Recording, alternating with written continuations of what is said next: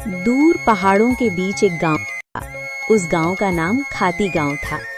वहां के लोग बहुत ही सीधे और सरल थे।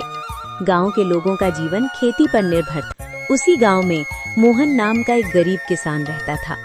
मोहन के परिवार में उसकी बूढ़ी माँ सरस्वती देवी, उसकी पत्नी विमला और उसका 5 साल का बेटा दीपक था। मोहन के पास थोड़ी सी जमीन थी जिसमें वो खेती करके अपने परिवार का पालन पोषण करता था। उगता हुआ सूरज दुनिया के लिए रोशनी लाता है, पर मोहन के लिए ये सिर्फ एक और दिन की जद्दोजहद लेकर आता है। फूस की छत से छनकर आती रोशनी सीधे उसकी बीमार माँ के चेहरे पर पड़ती है। मोहन, आज दीपक को क्या कहूंगी? कल रात उसे बहलाकर सुला दिया था कि सुबह उठते ही गर्मा गर्म खाना मिलेगा। अब वो जागने वाला है, चूल्हा ठंडा पड़ा है और मेरी ममता लहूलुहान हो रही है। क्या हम इतने बदनसीब हैं कि अपने बच्चे को एक वक्त की रोटी भी नहीं दे सकते? भरी आंखों से। बिमला, तुम्हारी ये खामोश सिसकियां मेरे कलेजे को चीर देती हैं। मैं किसान हूँ, धरती का सीना चीरकर अनाज पैदा करना मेरा काम है, पर आज किस्मत ने मेरा ही सीना चाक कर दिया है। जमींदार के चक्कर काट काट कर पैर के जूते घिस गए, पर वो उधार देने को तैयार नहीं। पर हार नहीं मानूंगा, आज फिर जाऊंगा। शायद खुदा को मेरी मेहनत पर नहीं तो इस मासूम दीपक की भूख पर तरस आ जाए। सरस्वती देवी अंदर से खांसते हुए, बेटा मोहन, पास आ। देख, मेरा अंत समय करीब है, पर मुझे अपनी मौत का डर नहीं है। मुझे डर है कि कहीं मेरी गरीबी तेरे जमीर को न खा जाए। बेटा, भूख बहुत बड़ी चीज है, बड़े बड़ों का ईमान डिगा देती है। पर तू वादा कर, चाहे पेट पीठ से सट जाए पर कभी किसी का बुरा नहीं करेगा। भगवान की लाठी बेआवाज होती है पर चोट गहरी करती है। माँ, आपके संस्कार ही मेरी पूंजी है। मैं खाली हाथ लौट सकता हूँ, पर कलंकित हाथ लेकर इस घर में कदम नहीं रखूंगा। मोहन जमींदार के घर चला जाता है।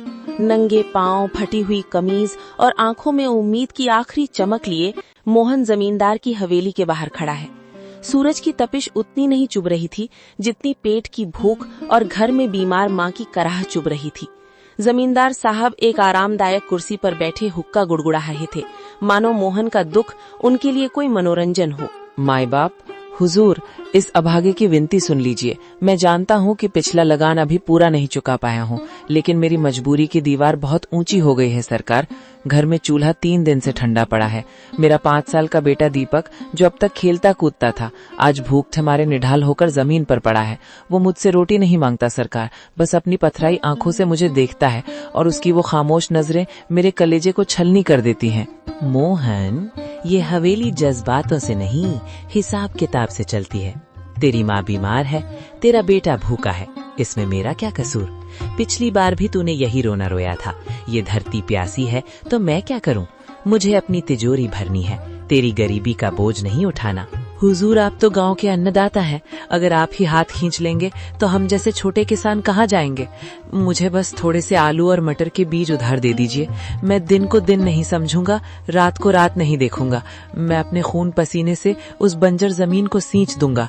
मैं वादा करता हूँ सरकार, फसल कटते ही सबसे पहले आपका कर्ज चुकाऊंगा। मेरी माँ घुट घुट कर मर रही है, उसे दवा चाहिए। हुजूर, एक बाप होने के नाते मुझ पर तरस खाइए। क्या एक गरीब के बच्चे को जीने का हक नहीं है? हक की बातें मत कर मोहन, हक अमीरों की जागीर होती है। बीज चाहिए, बीज की कीमत लगती है। तेरे पास देने को क्या है?